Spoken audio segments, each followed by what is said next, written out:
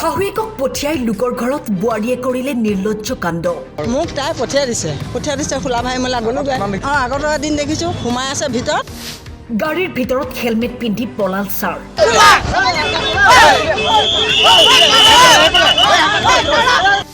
শ্ৰেণীকোঠা এৰি পৰৰ পত্নীৰে প্ৰেম লীলা ছাৰৰ।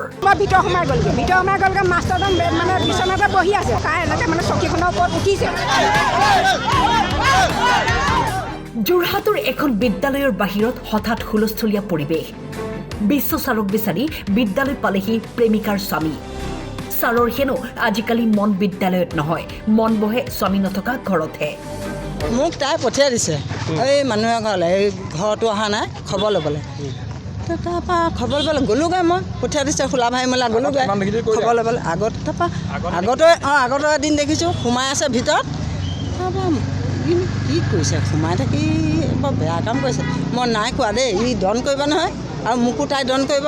বৰ মুখ চোকা নহয়, তাই বেলেগ মুখ চোকা। সেইদিনা ঘৰ সোমাই আছে নহয়, মই আহিছোঁ সেইটা সোমাই থাকে বেয়া অৱস্থাত। মই দেখা নাই ভিতৰত সোমাই আছে আৰু বেয়া অৱস্থা নহয় কি আৰু, মইতো চাবলৈ যোৱা নাই, মোৰ ঘৰ বেলেগ ৰুমত। মোক কি দৰকাৰ এতিয়া ক'ত গ'ল ক'ব ন। পৰকীয়া প্ৰেমত লিপ্ত ছাৰৰ দিন বেয়া আছিল, ধৰা পেলালে চুবুৰীয়াই।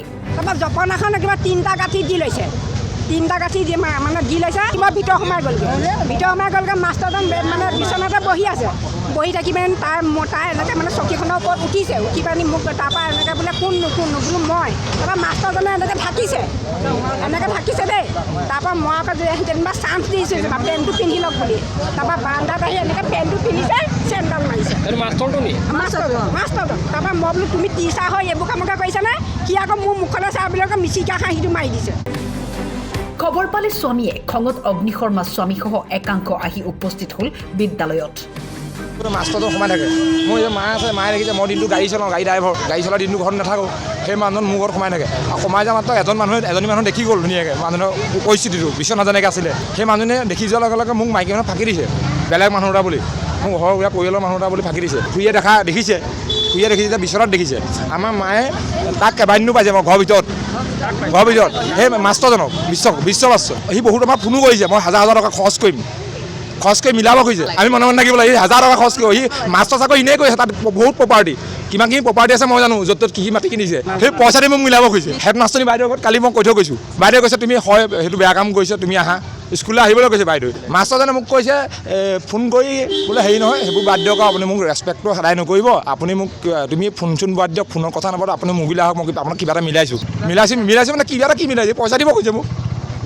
এজনী মোক মায়ে দেখিছেগৈ, মায়েতো এজনী বয়সত মিছা কথা নকয়। এফালে সময় হ'ল বিদ্যালয় ছুটিৰ, ছাৰাজী পলাই কেনেকৈ? অৱশেষত আহিল আৰক্ষী, বিদ্যালয়ৰ পৰা থানালৈ বুলি লৈ গ'ল বিশ্বজিৎ দাসক। বেচেৰা ছাৰেও লাজত মুখ ঢাকিবলৈ হেলমেট পিন্ধিয়েই পলাল আৰক্ষীৰ গাড়ীত।